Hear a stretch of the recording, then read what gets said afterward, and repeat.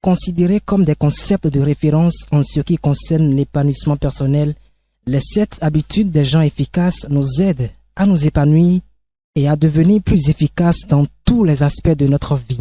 Nous comprendrons le bien fondé de cela avec le coach Patrick Armand Pouillon. Coach Pouillon, bonjour. Pour réussir sa vie, il faut être proactif. Le pourquoi est source de motivation. Quelle est alors l'importance du pourquoi dans les 7 habitudes des gens efficaces? Vous savez, c'est très important lorsque je veux faire quelque chose de savoir quelle est la raison pour laquelle je veux faire. C'est très important. Parce que les 7 habitudes des gens efficaces nous obligent à fonctionner dans le cercle d'influence et non dans le cercle de préoccupation. Autrement dit, pourquoi je veux prendre la parole? Pourquoi je veux lui faire reproche? Pourquoi je veux lui dire ça? Est-ce que ce que je veux dire va servir à quelque chose? Si ça ne servira à rien, ça rentre dans le cercle de préoccupation. Un enfant fait quelque chose, je me mets à crier. Mais si je suis dans les 7 habitudes des gens efficaces, avant de crier, je dois me demander, en criant, ça va faire gagner quoi? En criant, ça va permettre quoi? Donc si je ne sais pas ce que ça va permettre en criant, je n'aurai pas à crier. Donc bref, nous fonctionnons dans les 7 habitudes des gens efficaces en termes de pourquoi je veux faire la chose, avant de savoir est-ce que ça vaut la peine de le faire. Il ne sert à rien de prendre la parole si ça ne sert à rien. Mon Seigneur de Sousa disait, lorsque ce que vous voulez dire n'est pas au-dessus de ce qui a été déjà dit, faites violence sur vous-même et taisez-vous. Donc c'est pour dire que dans les 7 habitudes des gens efficaces, chaque prise de parole doit correspondre à quelque chose qui va changer. Autrement dit, vous êtes dans le cercle de préoccupation et non dans le cercle d'influence. En passant par le pourquoi, on commence par définir un objectif. Comment définir ces objectifs? Déjà, il faut faire très attention à cette affaire de définir objectif qui devient parfois une maladie dans certains enseignements et tout ça. Le plus important, c'est quoi?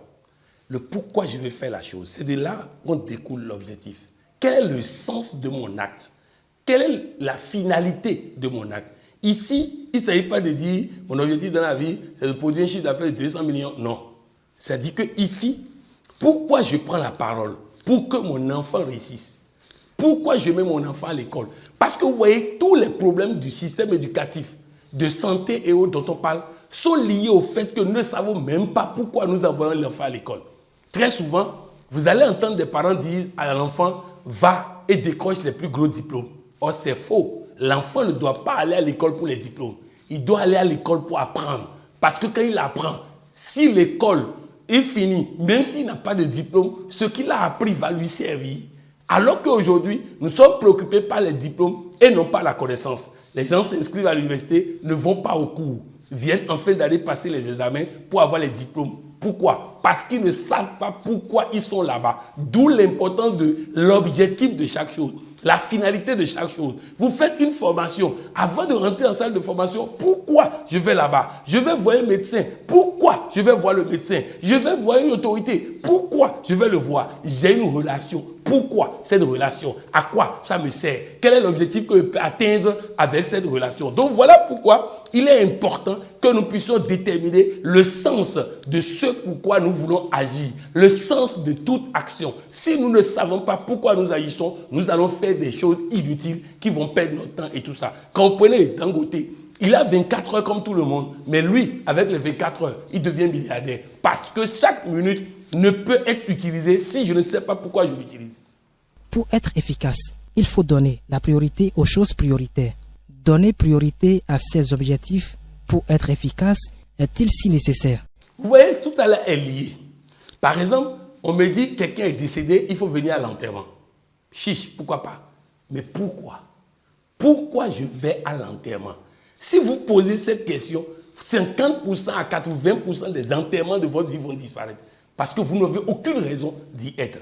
Vous ne connaissez pas celui qui est mort. Celui dont le parent est décédé ne vous sert à rien. Je vais aller perdre mon temps là-bas, pourquoi?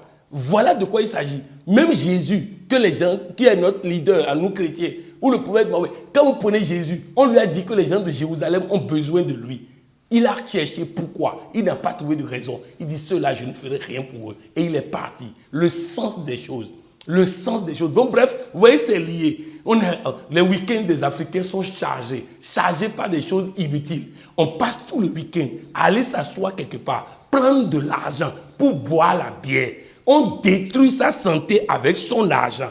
Pourquoi? La question pourquoi va nous permettre d'éliminer une bonne partie de ces séances où on va s'asseoir pour boire. Vous voyez, avant quand j'étais jeune, j'allais beaucoup en boîte.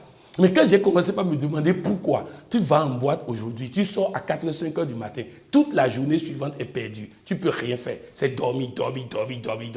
La question c'est, cette sortie-là, ça me rapporte quoi? Je dois analyser ça avant d'y aller. Voilà de quoi il s'agit. Pourquoi? Le sens des choses. Pourquoi je vais engager cette minute-là? Donc, quand je fais ça, j'élimine le superflu et je garde l'essentiel. Vous voyez les anniversaires là, ça me fait rire quoi. Une personne qui a souffert tout le temps va s'endetter pour dire qu'il est en train de fêter anniversaire. Et on boit. Et puis, tout le monde va dormir après. Le lendemain, on a oublié ça. Non, moi, l'anniversaire pour moi est une occasion pour faire un cadeau à la personne de quelque chose dont il a besoin. Il a besoin de ça. Je marque sa vie en lui donnant quelque chose dont il a besoin. Vous voyez l'importance du pourquoi. Pourquoi cette fête? Pourquoi cet anniversaire? Pourquoi ceci? Quand on règle ça, on évite des choses qui n'ont pas de sens et on s'occupe des choses prioritaires. Vouloir faire gagner les autres est-il une mauvaise habitude? Ah non, vouloir faire gagner les autres n'est pas une mauvaise habitude, mais vouloir faire gagner les autres au même titre que moi. Parce que si je fais gagner les autres et que moi je perds, c'est du perd-gagne. Et là, ça n'arrange personne. Ce qu'il faut, c'est du gagne-gagne. Je gagne, il doit gagner. Quand je suis en relation avec quelqu'un qui me fait gagner de l'argent, il faut que lui aussi gagne quelque chose. S'il ne gagne rien, il n'aura plus envie de continuer par me faire gagner de l'argent. Il n'est pas bête pour toujours. Donc, à un moment donné, il va se rendre compte qu'il perd de l'argent. Donc, je gagne, il gagne. Je gagne, il gagne. Si je suis dans cette relation, celui-là m'a donné un marché, qu'est-ce que je fais pour lui? Celui-là me permet de gagner, qu'est-ce que je fais pour lui? Celui-là me permet ceci, qu'est-ce que je fais pour lui? Voilà comment on fait en sorte de pouvoir gagner ensemble. Pour réussir, il faut être efficace. Voir les choses au même titre que les autres est-il profitable pour soi et pour autrui? Voir les choses au même titre que les autres, de façon concrète, ça veut dire quoi? Si je vois les choses seulement de mon point de vue, il y aura problème. Parce que l'autre ne peut pas aussi voir de mon point de vue. Donc, pour pouvoir l'aider à me comprendre et à accepter ce que je veux, il faut que j'aille comprendre pourquoi lui raisonne comme ça, afin de comprendre son raisonnement et donc de poser mes préoccupations au plan où il peut comprendre. Parce que si je veux que lui il accepte mon point de vue, et ça c'est des bagarres souvent dans les couples, l'autre va dire il faut que ceci doit être fait comme ça, tu dois me saluer comme ça, tu dois ceci. Non, moi aussi j'ai ma façon de saluer, j'ai mon éducation. Je vais vous donner un exemple d'un couple. Il y a le monsieur qui est originaire d'un coin où quand on veut manger, c'est au Mali, quand on veut manger, on sert un peu, on finit, on sert encore, jusqu'à on finit de manger, le reste on garde pour chauffer après. La femme est venue d'une ethnie où là-bas on sert tout, on finit de manger, on jette le reste. Alors les deux se sont mariés. Vous voyez le problème? Chacun veut avoir raison. Or, le monsieur lui dit, moi, je n'accepterai pas ta façon de faire parce que c'est mon argent qui va être gaspillé si on suit ta logique. La femme dit jamais et elle divorce à cause de ça. Voilà des incompréhensions. Or, elle aurait pu dire, pourquoi eux réfléchissent comme ça? Et si je vais à leur école, même si j'ai raison après, je peux les aider. Je vous donne encore un exemple. Au nord du Mali, il y a une zone qu'on appelle Gagnéo. Jusqu'à présent, à Gagnéo, on choisit, dès la naissance de l'enfant, on choisit son mari. C'est-à-dire que dès que l'enfant naît, on choisit son mari. Et les deux familles sont chargées de veiller à ce que les deux se marient. Souvent, les gens disent que c'est mauvais. Moi, j'ai ma secrétaire qui est actuellement en Espagne. Mais cette fille, c'est comme ça, elle s'est mariée. Elle n'a même pas vu le mari avant de se marier. Ce n'est pas procuration qu'il a envoyé. Son frère et elle se sont mariés. En tout cas, le frère est venu représenter son grand frère par procuration. Et après, elle a rejoint son mari. Ils ont fait des enfants ensemble. Ils sont heureux aujourd'hui. Donc, une des filles dit, elle ne veut pas ce mariage-là. Donc, elle est venue me voir. Je lui ai dit, d'abord, allons à l'école de tes parents. Pourquoi ils ont initié ça? Pour garantir un mari pour l'enfant. Pour garantir un mari. Parce qu'on ne sait pas si demain, la personne qu'elle deviendra aura des chances d'avoir un mari. Donc, c'est ça. Maintenant, l'autre chose, c'est quoi? On n'avait pas les systèmes d'Internet et autres pour étudier la vie des autres, des étrangers qui arrivent. Donc, il faut choisir quelqu'un dans la famille parce qu'on maîtrise la famille. Maintenant qu'on les a compris, tu peux aller les voir maintenant pour leur expliquer. qu'aujourd'hui, les réalités ont changé et qu'on peut demander l'avis du monsieur pour savoir si lui-même est tenu de respecter cet engagement. Si lui-même il a une fiancée et que ça l'arrange, les deux parties étant arrangées, ils vont se séparer. Maintenant qu'on les a compris, elle est allée négocier, elle a obtenu la liberté maintenant d'épouser qui elle veut. Vous ne pouvez pas obtenir quelque chose de votre père, de votre parent, de votre conjoint, de vos enfants, sans chercher à les comprendre. Pourquoi eux, ils raisonnent comme ça? C'est comme ça qu'on peut amener les gens à faire ce qu'ils n'ont pas envie de faire et le faire avec plaisir. L'union fait la force, dit-on. Est-ce vrai? Ah oui, l'union fait la force. Quand vous prenez une seule personne, on peut le casser à tout moment. Quand vous prenez un ensemble de personnes, c'est difficile de casser. L'union fait absolument la force. L'efficacité des gens part de leur vision. Apprendre et appliquer. Pourquoi la soif d'apprendre? Si vous n'apprenez pas, vous devenez de plus en plus dépassé par les événements. Ce que vous connaissez vous a permis d'arriver là où vous êtes. Le monde bouge. Si vous ne bougez pas, vous ne pouvez pas être au même titre que le monde. Même la parole de Dieu dit, soyez transformés par le renouvellement de l'intelligence afin de discerner ce qui est bon, utile et parfait. Autrement dit, ce qui est bon, utile et parfait aujourd'hui n'est pas ce qui est bon, utile et parfait demain, n'est pas ce qui est bon, utile et parfait après-demain. Alors si vous prenez la lecture des connaissances d'aujourd'hui pour vouloir lire les choses dans une semaine, dans 2 semaines, dans 3 semaines, vous êtes dépassé par les événements. Donc c'est important que nous puissions apprendre tout le temps et surtout appliquer ce que nous apprenons. Votre mot de fin.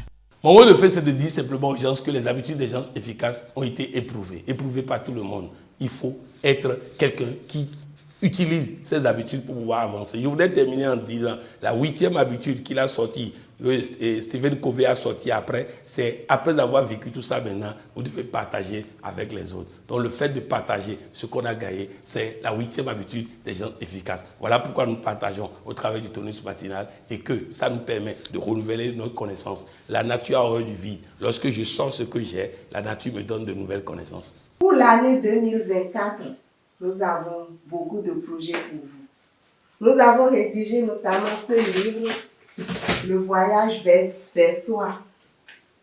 Le voyage vers soi pour atteindre l'ikigai. C'est un document que le cabinet a rédigé pour votre plaisir, avec le coach Pognon et l'appui de l'ordre des coachs en développement intégral. Nous vous recommandons ce document. Vous pouvez l'avoir au sein du cabinet ou dans les supermarchés.